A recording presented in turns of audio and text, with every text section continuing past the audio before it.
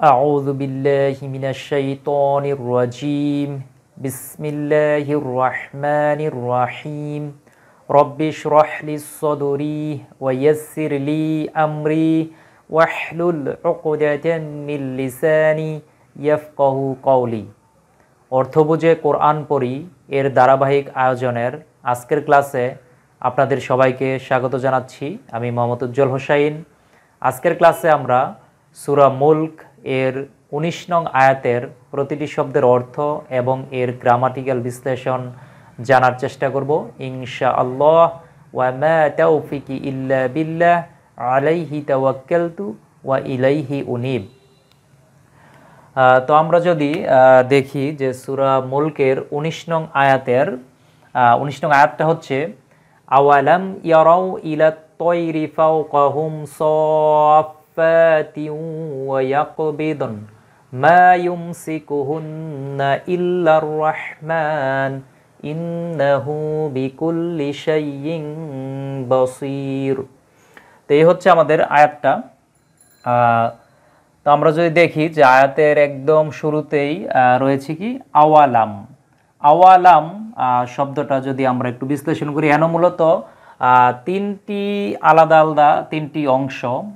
যেমন প্রথমে আছে আ, এটা হচ্ছে প্রশ্ন করা বোঝায়।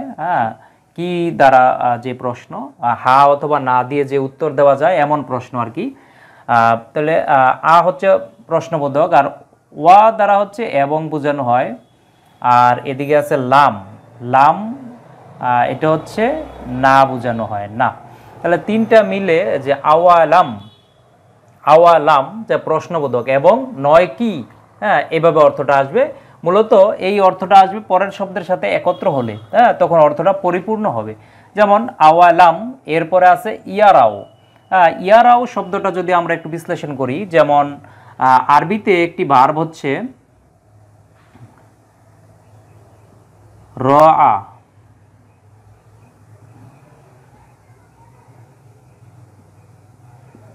রআ অর্থ হচ্ছে দেখা। দেখা এটা হচ্ছে অতীতকালের ফর্ম, অর্থাৎ তিন বর্ণ বিশিষ্ট যেই মাদি মতলাকের যে ফর্মটা সেটা। এর বর্তমান ভবিষ্যৎ হচ্ছে ইয়ারা। ইয়ারা অর্থ হচ্ছে সে দেখলো, সে দেখে বা দেখবে। দেখে বা দেখবে এটা আসবে।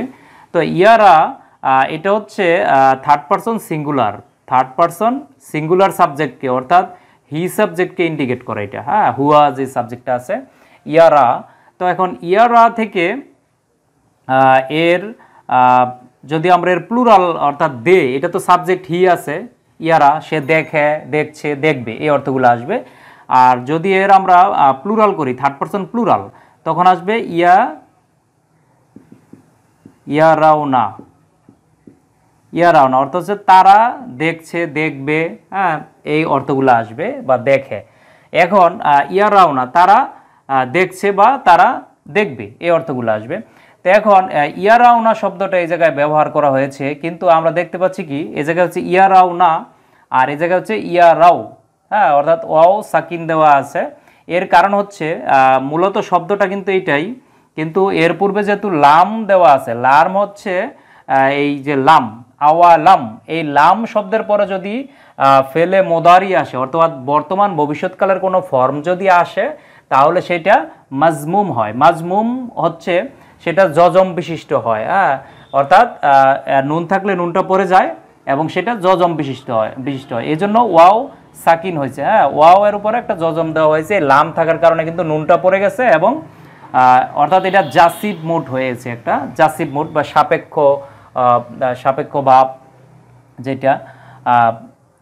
তাহলে লাম ইয়ারাও, এই ইয়ারাও না শব্দটার সংক্ষিপ্ত রূপ হচ্ছে ইয়ারাও। এই লাম থাকার কারণে আমরা সংক্ষেপে যেটা জানি সেটা হচ্ছে লাম থাকার কারণে এই জায়গায় নুন পড়ে গেছে এবং একটা জজম হয়েছে। এই লামটাকে বলা হয় হরফে জজম। অর্থাৎ এই লামের পরে যেই ফেলে মুদারি অর্থাৎ বর্তমান ভবিষ্যৎকালের ফর্ম আসলেই সেখানে একটা জজম হবে শেষে, এটা হচ্ছে মেন কথা। তাহলে আওয়ালাম ইয়ারাও অর্থ দাঁড়াবে কি তারা কি দেখে না। এই যে এই শব্দগুলা, আ অর্থ হচ্ছে কি, আর লাম অর্থ হচ্ছে না, আর ওয়া অর্থ হচ্ছে এবং। তাহলে আওয়ালাম ইয়ারাও এর অর্থটা দ্বারা আসবে তারা কি দেখে না। হ্যাঁ, অর্থটা এইভাবে আসবে, তারা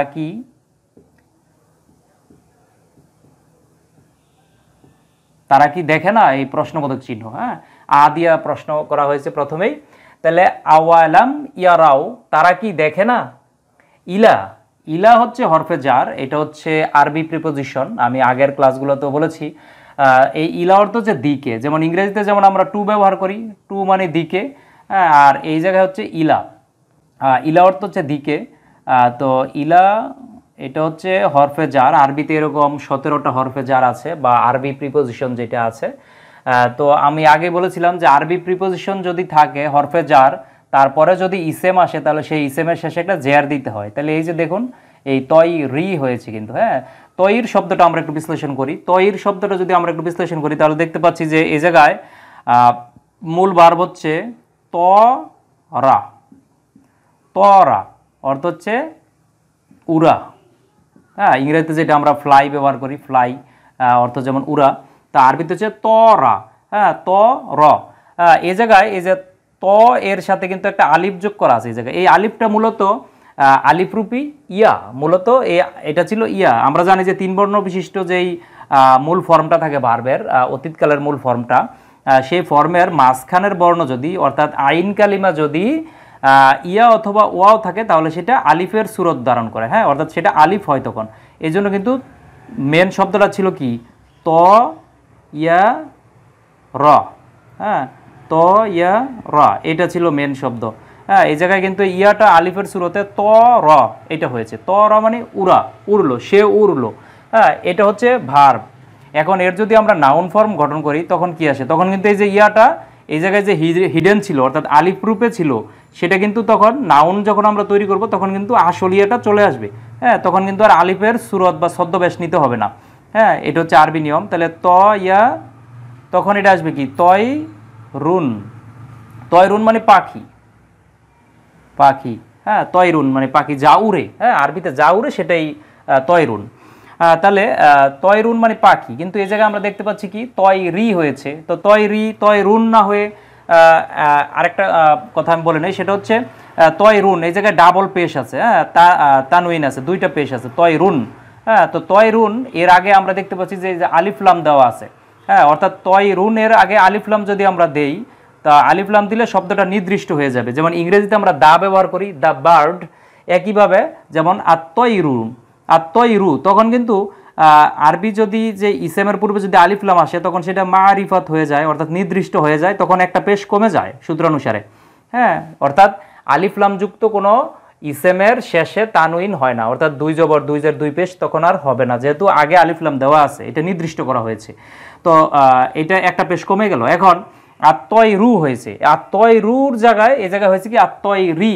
তার কারণ হচ্ছে যে আমি আগে বললাম যে ইলা হচ্ছে হরফে জার, তো হরফে জারের পরে যেহেতু ইসেমটা আসছে, তার মানে ইসেমের শেষে অবশ্যই একটা জের দিতে হবে, কারণ আগে হরফে জার আছে। হ্যাঁ, প্রিপোজিশন আছে। তাহলে ইলা তয় রি, এবং যখন একটা ইসেমের শেষে যখন আমরা একটা জের দিব, তখন সেই ইসেমটা মাজরুর ফর্ম হয়ে যায়। মাজরুর অর্থাৎ এই অধিকরণ কারক, অর্থাৎ এই শব্দের অর্থের শেষে বাংলায় একটা র বা এর যোগ করতে হবে। হ্যাঁ, যেহেতু তয় রি হয়েছে, তার মানে কি পাখির হবে, পাখির। হ্যাঁ, নর্মালি তৈর মানে পাখি, কিন্তু যখন এর শেষে একটা জের যোগ করলাম আমরা, তখন এর অর্থের সাথে একটা র বা এর যোগ হবে। হ্যাঁ, ইলাত তয় রি, তাহলে পাখির দিকে। হ্যাঁ, পাখির দিকে, তাহলে অর্থটা কি দাঁড়াচ্ছে, আওয়ালাম ইয়ারাও, তারা কি দেখে না, ইলাত তয় রি, পাখির দিকে, অর্থাৎ তারা কি পাখির দিকে তাকায় না, বা পাখিদের নিয়ে চিন্তা ভাবনা করে না। যেহেতু র আ ইয়ারা অর্থ হচ্ছে দেখা, ভেবে দেখা, চিন্তা করা, এই চিন্তা করে দেখা, এই অর্থগুলো আসে। তারপরে কি আছে, ফাওকাহুম, ফাওকা। তা আরবিতে আমরা যদি ফাওকা শব্দটা একটু বিশ্লেষণ করি,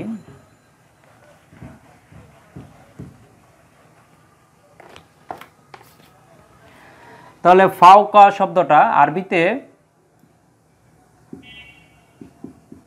ফাওকা অর্থ হচ্ছে উপরে, ফাওকা অর্থ হচ্ছে উপরে। এটা হচ্ছে একটা মূল হরফে জার না, মানে এটা হচ্ছে সেকেন্ডারি হরফে জার আমরা বলতে পারি। হ্যাঁ, যেটা কম গুরুত্বপূর্ণ হরফে জার, 17টা হরফে জারের মধ্যে ফাওকা নেই। তো এটা হচ্ছে, এটার অর্থ উপরে। তাহলে ফাওকা আর এর সাথে যোগ আছে কি হুম, হুম মানে হচ্ছে তাদের, তাহলে আর এটা হচ্ছে উপরে, তাহলে তাদের উপরে অর্থটা কি দাঁড়াবে ইলা তৈরি ফাওকাহুম, অর্থাৎ তাদের উপরে, তাদের উপরে। আওয়ালাম ইয়ারাও ইলা তৈরি, তারা কি পাখিদের দিকে তাকায় না, ফাওকাহুম তাদের উপরে, মানে তাদের উপরে যে পাখিরা আছে সেই পাখিদের দিকে কি তারা তাকায় না।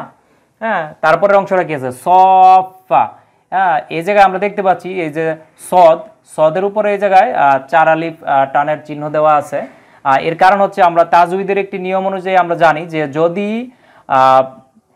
এই যে এটা মাদ্দের হরফ সদ এর সাথে আলিফ যোগ করা আছে, অর্থাৎ সদের সাথে এক আলিফ এই জায়গায় যোগ করা আছে মাদ্দের হরফের পরে যদি তাসদিদ আছে, মাদ্দের হরফের পরের হরফে যদি তাসদিদ আসে তাহলে এই জায়গায় 4 আলিফ টেনে পড়তে হয়।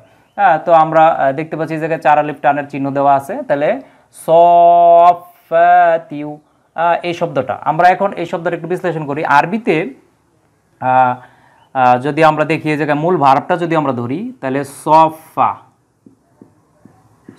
অর্থ হচ্ছে সারিবদ্ধভাবে দাঁড়ানো, সারিবদ্ধভাবে দাঁড়ানো, অথবা এর আরেকটা অর্থ হয় সেটা হচ্ছে পাখা প্রসারিত করা, পাখা প্রসারিত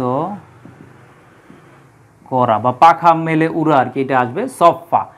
তাহলে এই সফা মানে সারিবদ্ধভাবে দাঁড়ানো, যেমন সূরা নাবার একদম শেষ দিকে এই সফা শব্দটা আছে। হ্যাঁ, তো সফা এর আরেকটা অর্থ হচ্ছে পাখা প্রসারিত করা, পাখা সম্প্রসারিত করা বা পাখা মেলা।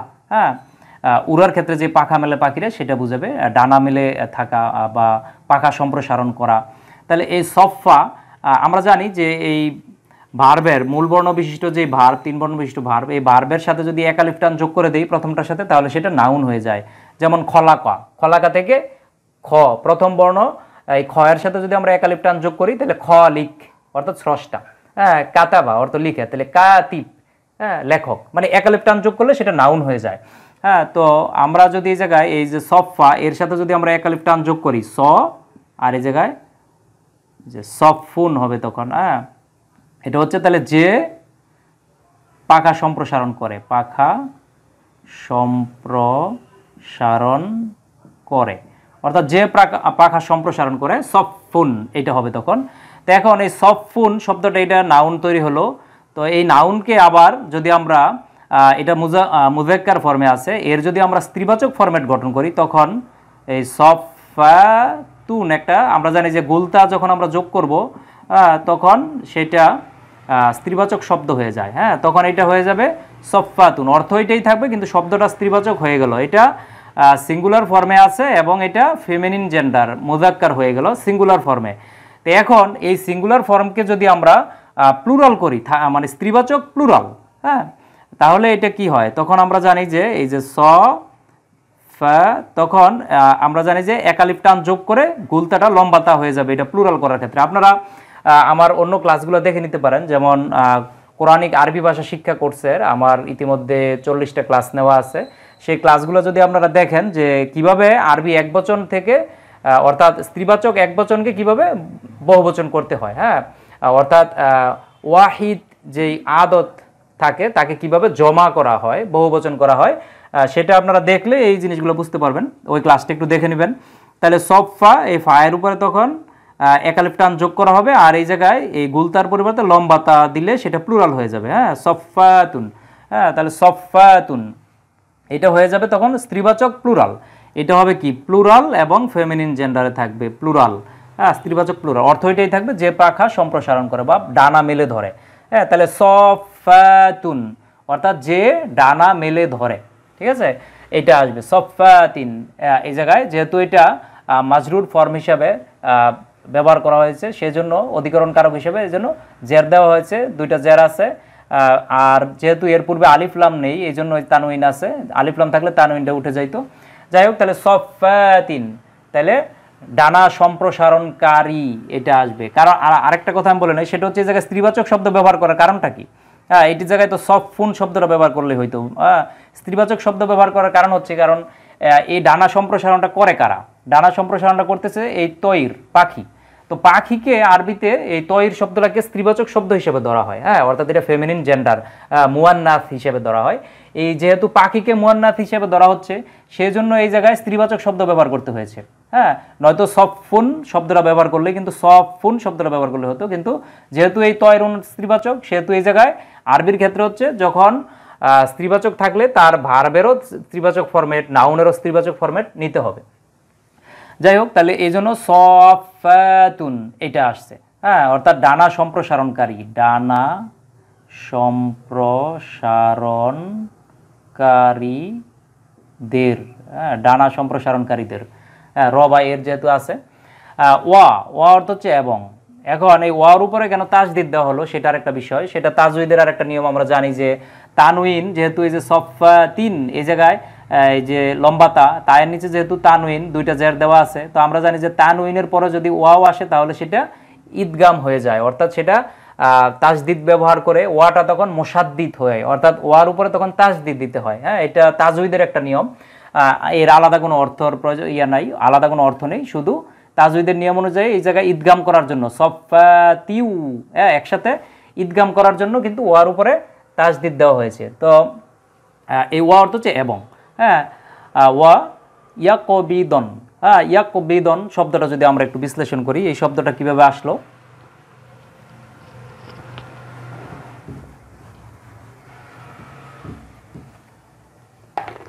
আরবিতে যদি আমরা এই যে ইয়াকবিদন, এর যদি আমরা মূল ভার্বটা ধরি, হ্যাঁ, মাদ্দা থেকে মূল ভার্বটা যদি নেই, তখন মূল ভার্বটা হচ্ছে ক বা দ। কবাদা অর্থ হচ্ছে আঁকড়ে ধরা, আঁকড়ে ধরা, হ্যাঁ, কবা দ আঁকড়ে ধরা। এটা হচ্ছে অতীতকালের, পাস্ট টেন্সে আছে, এটা ভার্ব, পাস্ট টেন্সের একটা ফর্ম, মূল ভার্ব। কবাদা এর যদি বর্তমান ভবিষ্যৎকালে আমরা নেই তাহলে কি হয়, ইয়াকবিদুন, ইয়াকবিদু, হ্যাঁ, এটা হচ্ছে তখন বর্তমান ভবিষ্যৎকাল। তো আমরা জানি যে বর্তমান ভবিষ্যৎকালে এটা হচ্ছে সাবজেক্ট হয়ে যায় হি, নর্মালি একটা ভার্বের সাথে থার্ড পারসন সিঙ্গুলার সাবজেক্ট, অর্থাৎ হি এটা হচ্ছে ডিফল্ট হিসাবে এর সাথে থাকে, বিল্ট ইন হিসাবে, হিডেন আকারে থাকে। তাহলে ইয়াকবিদু অর্থ হচ্ছে সে আঁকড়ে ধরে বা ধরবে, এইভাবে অর্থটা আসবে। তো এখন আমরা এই সাবজেক্ট হি কে যদি আমরা এটা থার্ড পারসন প্লুরাল এবং স্ত্রীবাচক, এই হিটা হচ্ছে মুযাক্কার পুরুষবাচক, থার্ড পারসন সিঙ্গুলার পুরুষবাচক। এখন একে যদি আমরা থার্ড পারসন প্লুরাল স্ত্রীবাচক করতে চাই, ঠিক আছে, এই জায়গায় আমি সবগুলো ফর্ম লিখলে অনেক সময় লাগবে, আপনারা এই শব্দ কিভাবে চেঞ্জ করতে হয়, অর্থাৎ আরবি একটি সিগাকে কিভাবে আরেকটি সিগায় রূপান্তর করা হয়, কিভাবে এই ফর্মগুলো চেঞ্জ করা হয়, সেজন্য আমার আলাদা একটি প্লেলিস্ট আছে, আপনারা ইউটিউব থেকে দেখে নেবেন যে কোরআনের শব্দার্থ শেখার সহজ উপায়, সেখানে এই ফর্মগুলো কিভাবে চেঞ্জ করতে হয় সেগুলো আমি আলোচনা করেছি, আপনারা দেখে নেবেন। তো এটা হচ্ছে এই সাবজেক্ট যেহেতু হি আছে, এই হি সাবজেক্টকে যদি আমরা দেতে রূপান্তরিত করতে চাই ফেমিনিন জেন্ডারের ক্ষেত্রে, আরবিতে ফেমিনিন জেন্ডারের ক্ষেত্রে যখন থার্ড পারসন প্লুরাল এবং স্ত্রীবাচক শব্দ নিতে হয়, কারণ যেহেতু এই জায়গায় তয়ির আছে, তয়ির মানে স্ত্রীবাচক ফেমিনিন জেন্ডার, এই জন্য এই ভার্বটাকেও ফেমিনিন জেন্ডার করতে হবে, অর্থাৎ স্ত্রীবাচকের যে সিগা, প্লুরাল যে সিগা অর্থাৎ সাবজেক্ট, সেই সাবজেক্টে নিতে হবে। সেই জন্য আমরা জানি যে তখন একটা নুন জবর না যোগ করতে হয়, একটা এই যে নুন জবর না, তখন এটাতে একটা যে জায়গায় সংযুক্ত হয় সেই জায়গায় একটা সুকুন বা জজম যেটাই বলি আমরা, সেই জজম দিতে হয়, তখন এই জায়গায় নুন জবর না যখন আমরা যোগ করে দিব তখন সেটা থার্ড পারসন প্লুরাল হয়ে যাবে, ফেমিনিন জেন্ডার হয়ে যাবে, হ্যাঁ।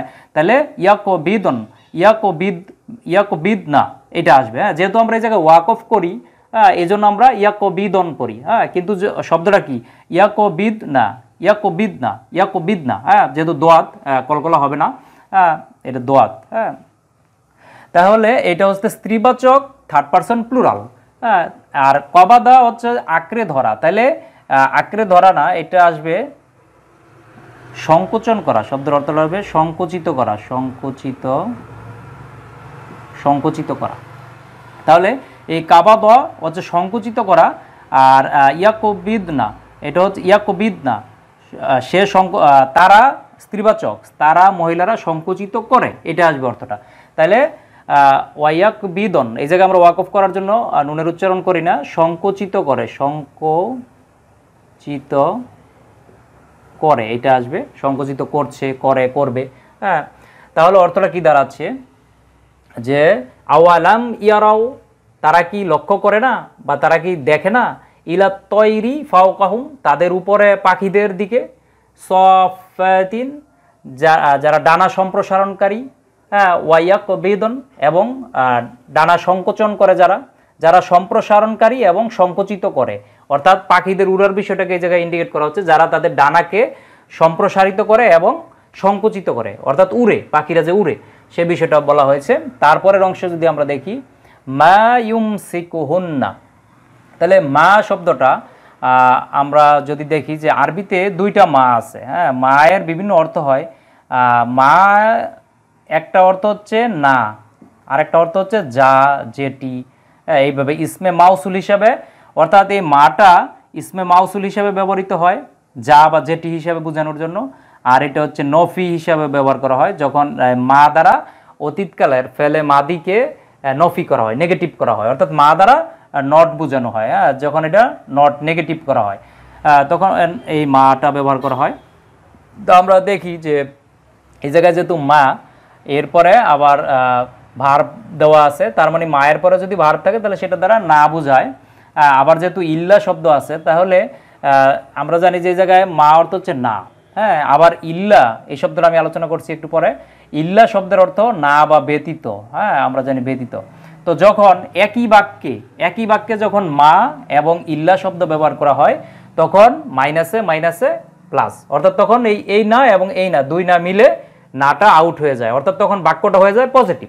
হ্যাঁ, আমি পুরা এই বাক্যটা যখন অর্থ করব তখন আমি এটা দেখাবো যে কীভাবে এটা পজিটিভ হয়। যাই হোক, এখন আমি আসি, তাহলে মা অর্থ হচ্ছে না। ইউমসিকুহুন্না, ইউমসিকুহুন্না শব্দটা আমরা একটু বিশ্লেষণ করি।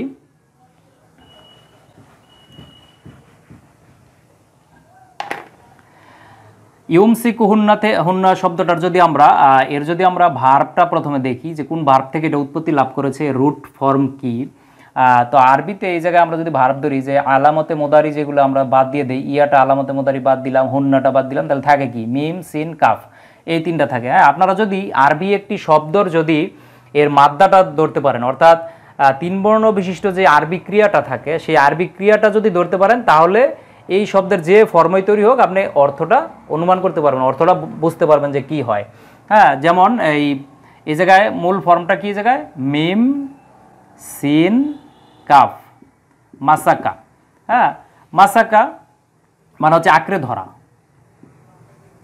আঁকড়ে ধরা, মাসাকা এটা হচ্ছে আঁকড়ে ধরা। তো এটা হচ্ছে তিন বর্ণ বিশিষ্ট মূল ভার্ব। তো আমরা জানি যে তিন বর্ণ বিশিষ্ট মূল ভার্বের পূর্বে যদি একটা আলিফ হামজা যোগ করি, হামজাতুল ওয়াসল যোগ করি, হামজা যোগ করলে সেটা আরেকটা নতুন ভার্বের মূল ফর্ম তৈরি হয়, অর্থাৎ সেটা সাফিক্স প্রিফিক্সের মাধ্যমে আরেকটা নতুন ভার্ব তৈরি হয়। এটা আরবি ব্যাকরণের, আরবি গ্রামারের একটা বিশেষত্ব, আরবি ভাষার, যে সাফিক্স প্রিফিক্স করলে নতুন ভার্ব তৈরি হয়। তাহলে এই মাসাকার পূর্বে যদি আমসাকা আমরা ব্যবহার করি, আমসাকা, আমসাকা ব্যবহার করি, আমসাকা, তখন এর অর্থ কি, অর্থ আসবে দৃঢ়ভাবে ধরে রাখা।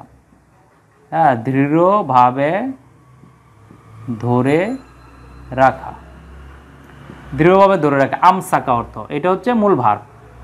অথবা স্থির রাখা, হ্যাঁ, যাতে করে নড়াচড়া না করে, এটাকে স্থির রাখা। হ্যাঁ, ভারসাম্য বজায় রাখা, এইভাবে আসবে, অর্থাৎ এমনভাবে ধরে রাখা যেটা স্থায়িত্ব থাকে। হ্যাঁ, এটি যাতে করে পড়ে না যায় এমন একটা অবস্থা বোঝাবে। তাহলে আমসাকা এটা হচ্ছে এই ভার্ব। তো আমসাকা এটা হচ্ছে অতীতকালের ফর্ম, হ্যাঁ, পাস্ট টেন্সের মূল ফর্ম। এর যদি বর্তমান ভবিষ্যৎ করি তাহলে আমরা জানি যে আমসাকা, আসলামা যেই ফর্মেটটা, আফ আলা, ইউফ ইলু, এই যদি আমরা এই ভাব থেকে নেই, অর্থাৎ ইফ আল ভাব থেকে এই ভার্বটা আসছে, তাহলে সেক্ষেত্রে আমসাকা তাহলে কি হবে, ইউমসিকু, ইউমসিকু, ইউমসিকু, এটা হচ্ছে তখন ভার্ব, অর্থাৎ এটা বর্তমান ভবিষ্যৎকে ইন্ডিকেট করবে, অর্থাৎ ধরে রাখছে, হ্যাঁ, স্থির রাখছে, এইভাবে আসবে। হ্যাঁ, স্থির রাখছে বা রাখে, এইভাবে কথাটা আসবে, স্থির রাখে বা দৃঢ়ভাবে ধরে রাখে বা রাখছে, এটা আসবে। তো এইটা এর সাথে সাবজেক্ট হচ্ছে হি। আমি আগেই বলেছি যে নর্মালি যে আরবি ভার্বগুলো থাকে সেই ভার্বের সাথে থার্ড পারসন সিঙ্গুলার সাবজেক্ট পুরুষবাচক হিডেন আকারে থাকে। হ্যাঁ, তো এখন এটার সাথে হি সাবজেক্ট অটোমেটিক এর সাথে আছে। হ্যাঁ, ইউমসিকু মানে সে স্থিরভাবে ধরে রাখছে বা রাখে, তিনি স্থিরভাবে ধরে রাখছে বা রাখে, এটা আসবে। কিন্তু এই জায়গায় ব্যবহার করা হয়েছে কি হুন্না। হ্যাঁ, হুন্না হচ্ছে স্ত্রীবাচক প্লুরাল। হ্যাঁ, এটা দমির ব্যবহার করতে হয়, স্ত্রীবাচক প্লুরাল দমির। হ্যাঁ, যেমন আমরা জানি যে হুয়া, হুমা, হুম, এটা হচ্ছে পুরুষদের ক্ষেত্রে, আর হিয়া, হুমা, হুন্না এটা হচ্ছে স্ত্রীবাচকদের ক্ষেত্রে, স্ত্রীবাচক যে দমির।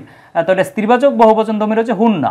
হ্যাঁ, এই দমিরগুলো আপনারা শিখে নেবেন, এই দমিরগুলো মুখস্থ থাকলে এই বারবার সিগাগুলো ধরতে সুবিধা হবে। তাহলে হুন্নাটা যোগ করলে থার্ড পারসন স্ত্রীবাচক প্লুরাল হবে। কারণ আমরা থার্ড পারসন স্ত্রীবাচক কেন নিচ্ছি, কোরআনে কেন ব্যবহার করা হয়েছে স্ত্রীবাচক শব্দ, কারণ ওই যে এই তৈরকে বোঝানো হচ্ছে, এই পাখিকে ধরে রাখছে, পাখিকে স্থির রাখছে।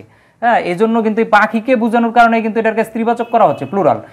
যেমনিভাবে এই সফাতিন এটাকে করা হয়েছে এবং ইয়াকবিদন এইটাকে করা হয়েছে, এই সবগুলোকে স্ত্রীবাচক করা হচ্ছে কেন, একটাই কারণ, এই তৈরকে বোঝানোর কারণে। কারণ এই শব্দগুলোর মার্জা অর্থাৎ এটি দ্বারা ইন্ডিকেট করছে এই তৈরকে, পাখিকে নির্দেশ করছে। এই জন্য কিন্তু এই পাখির ফরম্যাটে স্ত্রীবাচক শব্দ তৈরি করতে হচ্ছে এগুলা।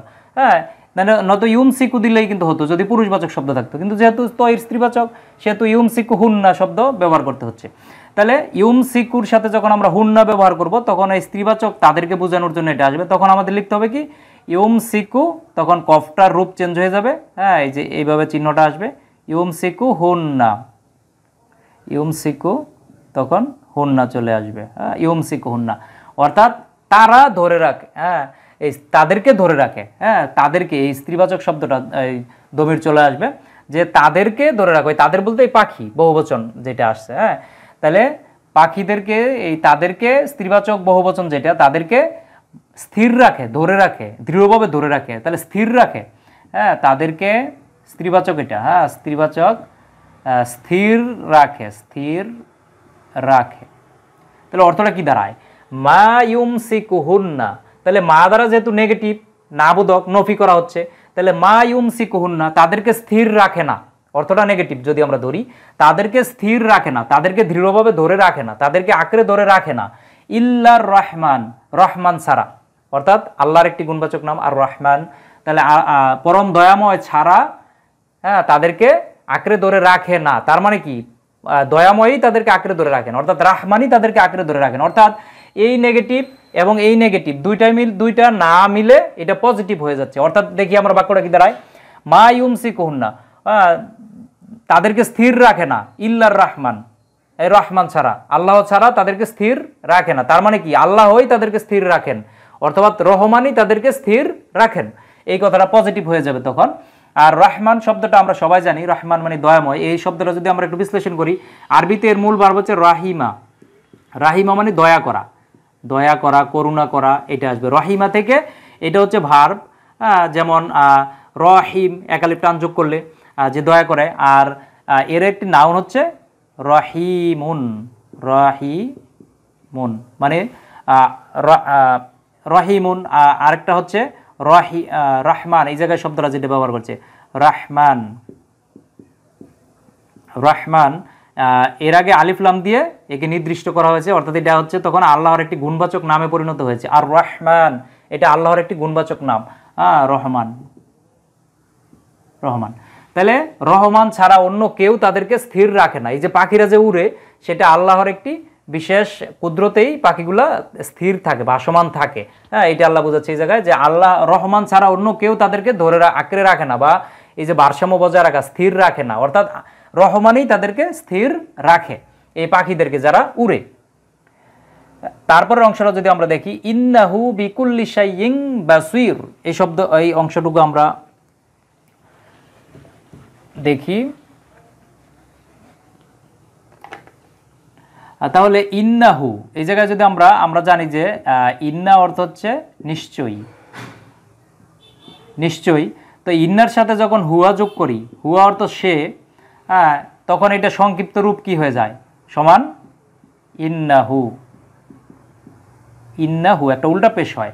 হ্যাঁ, ইন্না এর সাথে যখন হুয়া যোগ করি সাবজেক্ট, তখন এটা হয়ে যায় কি ইন্নাহু, এই জায়গায় থাকে তখন কি এটা উল্টা পেশ হয়ে যায়। আমরা জানি যে একটা আছে নর্মাল পেশ আর একটা হচ্ছে উল্টা পেশ। তো উল্টা পেশ কেন হয়, এটা আমরা সবাই জানি যে উল্টো পেশ হলে এক আলিফ টান দিতে হয়, কিন্তু উল্টো পেশ কেন হয়, কখন উল্টো পেশ হয়ে যায়, নর্মাল পেশটা কখন উল্টো পেশ হয়, এই বিষয়টা কিন্তু আমরা অনেকেই হয়তো জানি না বা কেউ আলোচনা করে না। তো এই বিষয়টা এই জায়গায় এই যে জবর আছে, আগের হরফে জবর আছে, সেজন্য এই জায়গায় উল্টো পেশ হয়েছে। বিভিন্ন কারণে উল্টো পেশ হতে পারে। তো আপনারা এই কোরআন মাজিদে কেন উল্টো পেশ ব্যবহার করা হয়েছে এটি নিয়ে আমার আলাদা একটি ক্লাস আছে, আমার ইউটিউবে চ্যানেলে পাবেন, সেটা আপনারা দেখে নেবেন, তাহলে বিস্তারিত বুঝতে পারবেন যে কেন উল্টা পেশ ব্যবহার করা হয়েছে। হ্যাঁ, তো এই জায়গায় আমি সংক্ষেপে যেটা বলি সেটা হচ্ছে এই জায়গায় আগের হরফে এই যে ইন্না, এই জায়গায় যেহেতু জবর আছে সেজন্য এটা মূলত ছিল নর্মাল পেশ, এটা উল্টা পেশ হয়ে যায়। তখন মেন কথা হচ্ছে উল্টা পেশটা মানেই হচ্ছে যদি নর্মাল পেশ দিই তাহলে একটা ওয়াও দিতে হতো এই জায়গায়, হ্যাঁ ওয়াও দিতে হবো। তো ওয়াওটা না দিয়ে এটাকে যেমন সংক্ষিপ্ত করার জন্য এই জায়গায় কী করা হয়েছে, উল্টা পেশ দেওয়া হয়েছে, এটা হচ্ছে নিয়ম। হ্যাঁ, ইন্নাহু এক আলিফ টান হবে তখন, নিশ্চয়ই তিনি, তখন এটা অর্থ আসবে কি নিশ্চয়ই সে বা নিশ্চয়ই তিনি, যেহেতু আল্লাহকে ইন্ডিকেট করা হচ্ছে এই জায়গায়, সেজন্য হবে নিশ্চয়ই তিনি হবে, নিশ্চয়ই তিনি, নিশ্চয়ই তিনি। বিকুল্লি, বি হচ্ছে একটা হরফে জার, আরবি প্রিপোজিশন, হ্যাঁ এটা দ্বারা দিয়া কর্তৃক এভাবে অর্থ আসে। আর এই জায়গায় কুল্লি শব্দটা ব্যবহার করা হয়েছে। তো কুল্লি শব্দটা যদি আমরা দেখি আরবিতে কাল্লা, কাল্লা মানে ক্লান্ত করা, ক্লান্ত হওয়া, ক্লান্ত হওয়া। তো এই কাল্লা এটা হচ্ছে ভার্ব, এই কাল্লা ভার্বের একটা নাউন হচ্ছে কি কুল্লি, কুল্লুন, কুল্লুন মানে সব, সব কিছু, হ্যাঁ এবার আসবে সব, সকল, সব বা সকল, এটা আসবে অর্থের মধ্যে কুল্লুন। তো এই জায়গায় কুল্লুন না হয়ে কি হচ্ছে কুল্লি হয়েছে, তার কারণ কি, তার কারণ হচ্ছে এই যে আগে বি আছে একটা, আমি বললাম যে বাজের বি আছে এই জায়গায়, বা কাসরা বি, এই বিটা হচ্ছে হরফে জার। তো আমরা জানি যে হরফে জারের পরে যদি কোনো নাউন আসে, ইসেম আসে, তাহলে সেই ইসেমের শেষে একটা জের দিতে হয়, এই যে এটার মতো ইলাত্তই রি। তাহলে এই বিটা যেহেতু হরফে জার, 17টা হরফে জারের একটা হরফে জার হচ্ছে বি, তো এই বি থাকার কারণে এই জায়গায় কুল্লুন না হয়ে কুল্লি হয়েছে। হ্যাঁ, যেহেতু যখন ইসেমের শেষে জের হয়ে যায় তখন মাজরুর হয়, তখন এর অর্থের সাথে একটা র বা এর যোগ করতে হয়। তাহলে ইন্নাহু নিশ্চয়ই তিনি, বিকুল্লি সব কিছুর, মানে সবের, সব, সব। আর এই শাইইন শব্দটা, শাইইন শব্দটা আরবিতে যদি এর ভার্ব ধরি শা আ, আরবিতে শা আ অর্থ হচ্ছে ইচ্ছে করা, ইচ্ছে করা। হ্যাঁ, যেমন আমরা বলি মাশা আল্লাহ, আল্লাহ যদি চান বা ইচ্ছে করেন। হ্যাঁ, মাশা আল্লাহ যে শব্দটা আমরা বলবো, এই শা শব্দটা এই জায়গায় ব্যবহার করা হচ্ছে যে আল্লাহ যদি চান, আল্লাহ যদি ইচ্ছে করেন। তো এই শা শব্দের অর্থ হচ্ছে ইচ্ছে করা। তো এই শা এর একটি নাউন হচ্ছে এই শাইয়ুন। হ্যাঁ, শাইয়ুন হচ্ছে একটি নাউন, অর্থাৎ কিছু, এর অর্থ হচ্ছে কিছু। তো যেহেতু এই আগে বিটা আছে, এটা কমন নেওয়া আছে কুল্লি, আর এই জায়গায় শাইয়ি মানে সব কিছুর, একটা রবা এর এটার উপরে চলে আসবে কিছুর। হ্যাঁ, কিছুর, সব কিছুর। ইন্নাহু নিশ্চয়ই তিনি, বিকুল্লি সব, সব কিছুর দ্বারা, এই জায়গায় বি দ্বারা আলাদা কোনো অর্থ নেই, শুধু মিলানোর জন্য শব্দের জন্য ব্যবহার করা হয়েছে। বিকুল্লি শাইইন সকল কিছুর উপর তিনি কি বাসির, বাসির শব্দটা যদি আমরা একটু বিশ্লেষণ করি, আরবিতে 3 বর্ণ বিশিষ্ট একটি ভার্ব হচ্ছে বাসুরা, বাসুরা অর্থ হচ্ছে দেখা, দেখা, পর্যবেক্ষণ করা, অবলোকন করা, এটা আসবে। তো বাসুরা এই যে ভার্বটা 3 বর্ণ বিশিষ্ট ভার্ব, এই ভার্বের একটি নাউন যদি আমরা তৈরি করি তাহলে এই নাউনটা হচ্ছে বাসির, অর্থাৎ দূরদৃষ্টি সম্পন্ন, যিনি তীক্ষ্ণ দৃষ্টি রাখছেন, যিনি সব দেখেন, এটা আসবে। হ্যাঁ, বাসির অর্থাৎ দূরদৃষ্টি সম্পন্ন, এই শব্দটা আমি লিখলাম, এই জায়গায় লেখাই আছে বাসির, তাহলে দৃষ্টিমান, দৃষ্টিমান বা দূরদর্শী, দূরদর্শী যিনি সব কিছু দেখেন, এইভাবে শব্দটা আসবে। তাহলে নিশ্চয়ই তিনি সকল কিছুর উপর কি তিনি দৃষ্টিমান, অর্থাৎ তিনি সব কিছুই দেখেন, এই জিনিসটা আসবে। তাহলে আমরা সম্পূর্ণ বাক্যের অর্থটা যদি দেখি আয়াতের, আওয়ালাম ইয়ারাউ ইলাত তয়রি, যে তারা কি দেখে না তাদের, ফাউকাকুম ফাউকাহুম তাদের উপরে পাখিদের দিকে কি তারা লক্ষ্য করে না, তারা কি দেখে না, সফাতি ওয়া ইয়াকবিদুন, যে ডানা সম্প্রসারণকারীদের এবং যারা এই যে সংকুচিত করে, যে সেই ডানা সম্প্রসারণকারী এবং ডানা প্রসারণকারী পাখিদের দিকে কি তারা দেখে না, এটা আসছে। তারপরে মা ইউমসিকুহুন্না ইল্লা রহমান, যে রহমান ছাড়া কেউ তাদেরকে স্থির রাখে না, অর্থাৎ রহমানই কেবল তাদেরকে স্থির রাখে, ভাসমান রাখে। ইন্নাহু বিকুল্লি শাইইন বাসির। হ্যাঁ, এই জায়গায় এই যে আরেকটা বিষয় আমি বলি, শাইইন বাসির এন কিন্তু একটা, যেহেতু এই যে তানউইনের পরে বা আছে, হ্যাঁ বা থাকার কারণে ইকলাবের সূত্রানুসারে একটা মিমের উচ্চারণ তখন করতে হয়, শাইয়িম বাসির একটা মিমের উচ্চারণ চলে আসে এই জায়গায়। এটা তাজউইদের আলাদা একটি নিয়ম, এটা আপনারা সেভাবে উচ্চারণ করবেন। তাহলে ইন্নাহু নিশ্চয়ই তিনি, একালিফ টান হবে, ইন্নাহু নিশ্চয়ই তিনি, বিকুল্লি শাইইন বাসির সকল কিছুর উপরে তিনি কি দৃষ্টিমান বা দূরদর্শী বা যিনি দৃষ্টি রাখেন এটা বোঝাবে। তো আজকের ক্লাস আমরা আর লম্বা করব না। তো ধন্যবাদ সবাইকে। আশা করি যে আজকের ক্লাসের মাধ্যমে আপনারা সূরা মুলকের 19 নং আয়াতের প্রতিটি শব্দের অর্থ এবং এর গ্রামাটিক্যাল বিশ্লেষণ বুঝতে পেরেছেন। আসসালামু আলাইকুম ওয়া রাহমাতুল্লাহি ওয়া বারাকাতুহু।